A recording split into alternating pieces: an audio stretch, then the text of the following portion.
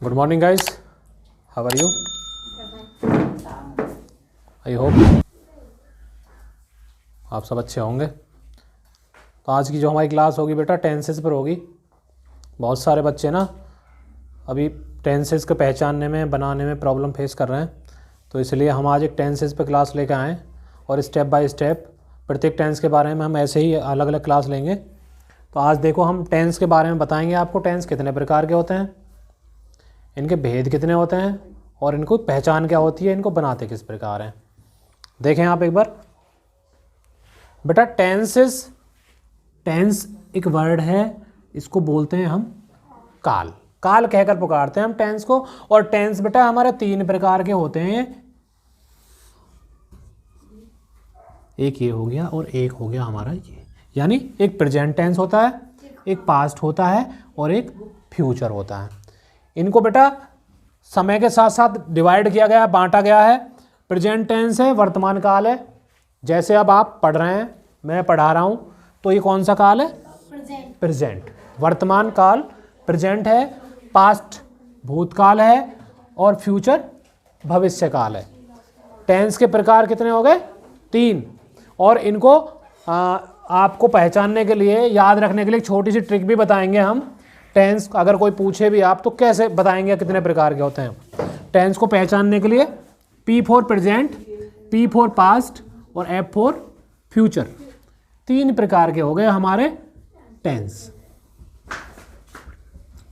P से present, P से past, F से फ्यूचर।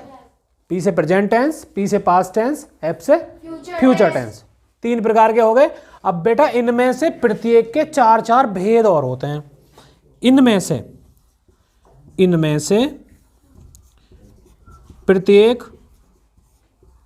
टेंस के मतलब प्रेजेंट के भी चार होते हैं, पास्ट के भी चार होते हैं और फ्यूचर के भी चार होते हैं। तो इनमें से प्रत्येक टेंस के चार चार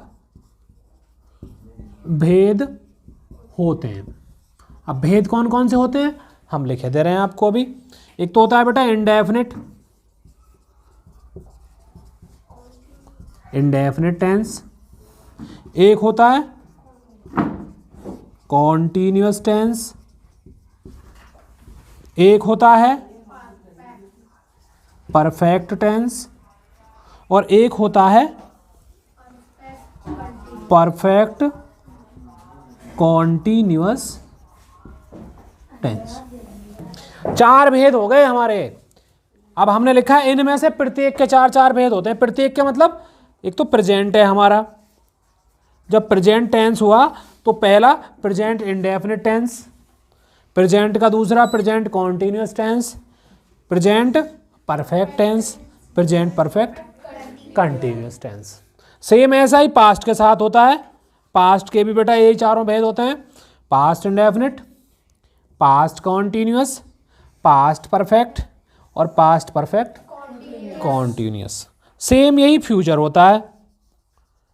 फ्यूचर के भी future indefinite, future continuous, future perfect, future perfect continuous.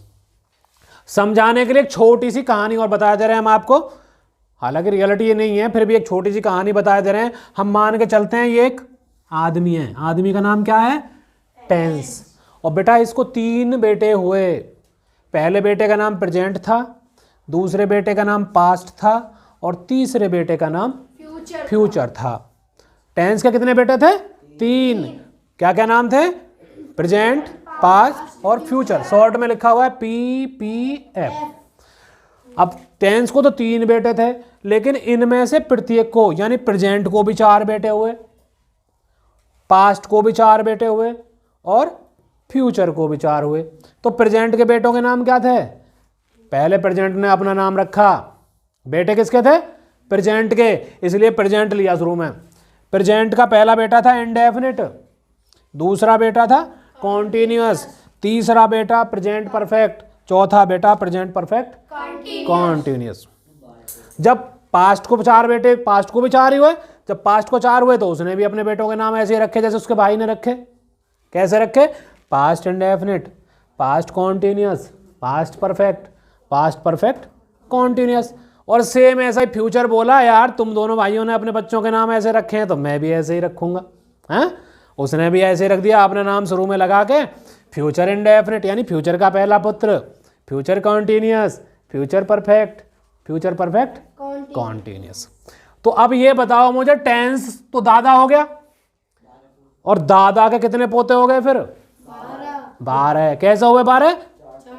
4 बेटे प्रेजेंट के हुए, 4 बेटे पास्ट के हुए, 4 फ्यूचर के। ये सिर्फ आपको समझाने का एक छोटा सा तरीका था कि आप लोग एक कहानी के रूप में इसे समझ लें, टेंस के प्रकार कितने होते हैं, इसके भेद कितने होते हैं, और होप करते हैं आप लोग अच्छे से समझ गए होंगे। अभी क्या करेंगे बेटा, अभी हम प्रेजेंट को शुरू करते हैं। प्रेजेंट टेंस जो है इसमें भी 4 भेद दे रखे हैं, तो हम स्टेप बाय स्टेप बनाएंगे आगे आगे भी वीडियो। लेकिन अभी क्या करेंगे, हम प्रेजेंट इंडेफिनिट के बारे में आपको बताएंगे कि इंडेफिनिट कैसे बनाते हैं। ठीक है, अभी हम रिव्यू कर रहे हैं।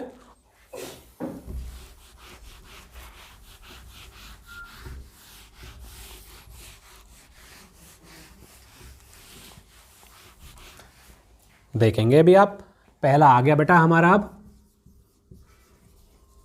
प्रेजेंट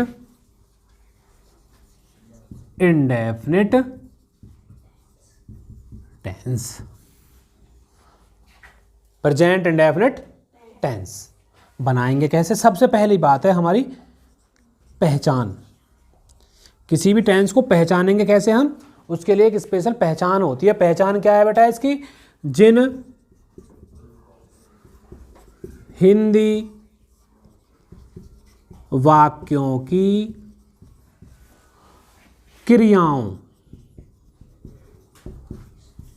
के अंत में ता है, ती है, ते हैं, ताहूं आदि शब्द आते हैं। पहचान ही होती, जैसे वह पुस्तक पढ़ता है। बेटा हम जैसे ही वाक्य को पढ़ेंगे तो क्रिया में देखो, क्रिया क्या हो रहा है? पढ़ता है। और क्रिया में ता है आ रहा है हमारा, नहीं आ रहा है? जब ता है आ रहा है तो पहचान में भी ता है हमारा। टेंस कौन सा हुआ? Present indefinite. तो पहचान तो हमारी हो गई कि जिसमें भी ता है, ती है, ते हैं, ताहूं आदि शब्द आते हैं, प्रेजेंट इंडेफिनिट होते हैं। अभी बनाने का जो रूल भी होता है, देखें आप, नियम। नियम क्या होता है बनाने का?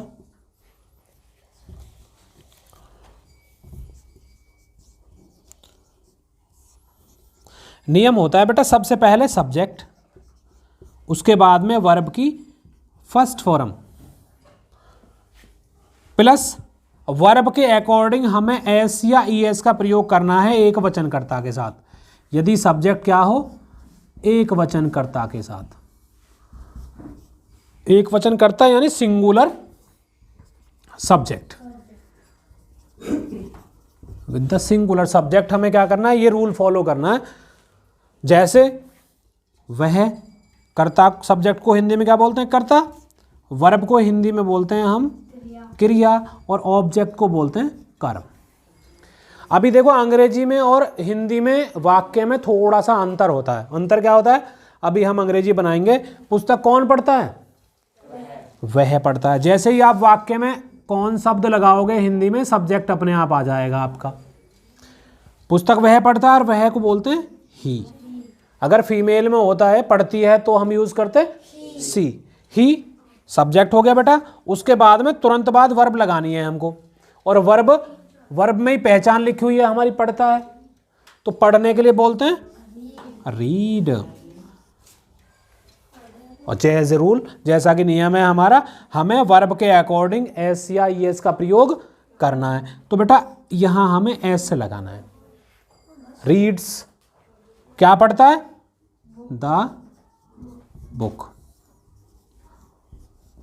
तो देखो ये सब्जेक्ट हो गया हमारा ही, रीड्स वर्ब हो गई, द बुक ऑब्जेक्ट।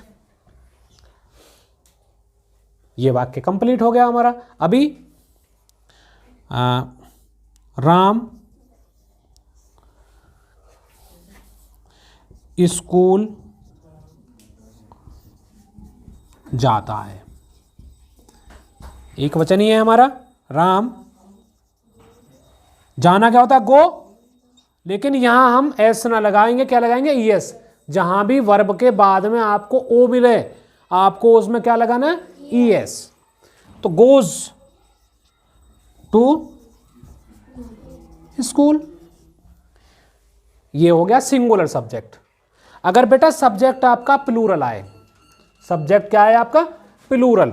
जैसे ये होता है वह पुस्तक पढ़ता है, और हम इसको करते हैं कि वे पुस्तक पढ़ते हैं। तो बनाने का जो रूल है उसमें थोड़ा सा परिवर्तन करना है। परिवर्तन क्या करना है बेटा? सबसे पहले रूल हम यहां लिख देते हैं, क्या सब्जेक्ट ही लगाएंगे, उसके बाद में वर्ब की फर्स्ट फॉर्म, उसके बाद में ऑब्जेक्ट। यानी जब सब्जेक्ट बहुवचन हो तो हम वर्ब में एस या एस का प्रयोग नहीं करते। ये किसके साथ है बेटा? ये बहुवचन करता, बहुवचन करता यानी प्लूरल सब्जेक्ट के साथ ये रूल फॉलो करते हैं। अब इस रूल के अकॉर्डिंग हम ये टेंस बनाएंगे। वे को बोलते हैं दे, वर्ब होगी पढ़ते हैं, रीड द बुक। अब यहां देखो, हमने यहां एस लगा हुआ है रीड में, सब्जेक्ट एक वचन है, लेकिन यहां सब्जेक्ट बहुवचन है तो रीड में एस नहीं लगा हुआ है। तो यही आपका सिंगुलर और प्लूरल सब्जेक्ट का डिफरेंस है। बस आपके एफर्मेटिव इंडेफिनिट कंप्लीट हो जाएंगे। नेगेटिव भी साथ के साथ ही करा देते हैं, इस टेंस को तो कंप्लीट कर ही देते हैं आपको। अभी देखो आप, अब नेगेटिव लिख देखो आप, है ना, उतार तो लिया होगा शायद आपने सबने। नेगेटिव देखो आप बेटा, नेगेटिव का रूल क्या होता है? नेगेटिव का रूल होता है सबसे पहले सब्जेक्ट, कर्ता अगर आपका एक वचन है तो यूज करेंगे डज नॉट, बहुवचन है यूज करेंगे डू नॉट, वर्ब की फर्स्ट फॉर्म आपका ऑब्जेक्ट। अब यहाँ एस एस का कोई मैटर नहीं है। अगर आपका सब्जेक्ट सिंगुलर है तो आपको डज नॉट यूज करना है, प्लूरल है डू नॉट यूज करना है। यहाँ लिखे ही दे रहे हैं हम आपको, एक वचन कर्ता के साथ, एक वचन कर्ता के साथ डज नॉट, और बहुवचन कर्ता के साथ डू नॉट का प्रयोग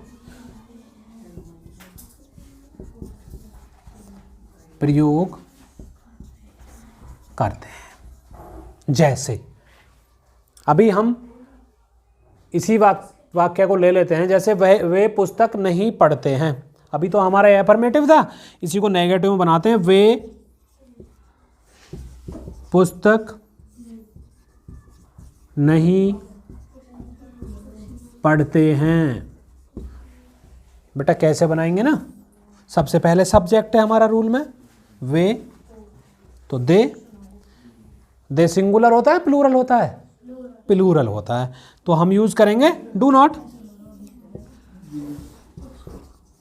रीड द बुक। अगर ये होता वह पुस्तक नहीं पढ़ता है तो he does not read the book, helping verb change हो जाती बस, ठीक है। लेकिन कभी कभी नेगेटिव में क्या आता है कि कभी नहीं का भी यूज हो जाता है। जैसे वे पुस्तक कभी नहीं पढ़ते हैं, तो हम क्या करेंगे, जैसे हम एफर्मेटिव बना रहे थे बिल्कुल ऐसे ही बनाएंगे। ये लेते हैं, वे पुस्तक कभी नहीं पढ़ते हैं। तो बेटा दे, जहां कहीं भी कभी नहीं आएगा नेवर यूज करेंगे हम।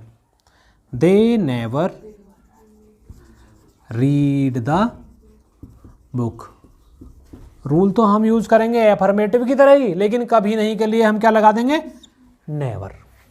एक वचन अगर सब्जेक्ट है तो वर्ब में एस एस लगाओ नेवर के साथ, और प्लूरल सब्जेक्ट है तो आप सिर्फ फर्स्ट फॉर्म लगाना है वर्ब की, subject plus never plus verb की फर्स्ट फॉर्म प्लस ऑब्जेक्ट, यही रूल होगा बस। ये हमारा नेगेटिव भी हो जाएगा। अभी आप एक इंटेरोगेटिव और देख लो बेटा। इंटेरोगेटिव में भी ज़्यादा डिफरेंस नहीं है, सिर्फ जो हेल्पिंग वर्ब्स हैं वो पहले आ जाएंगी हमारी। अब देखो आप, इंटेरोगेटिव भी आपके दो प्रकार के होते हैं।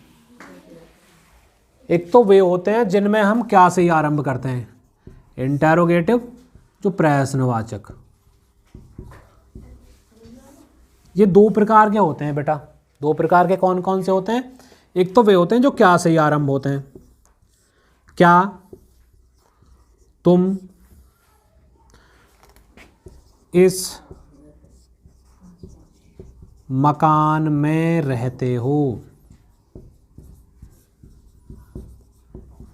इनको यस और नो आंसर टाइप क्वेश्चन भी बोल देते हैं। यानी ये ऐसे प्रश्न होते हैं जिनका उत्तर हम बिना कुछ बोले भी दे सकते हैं, अब इशारे से सिर्फ।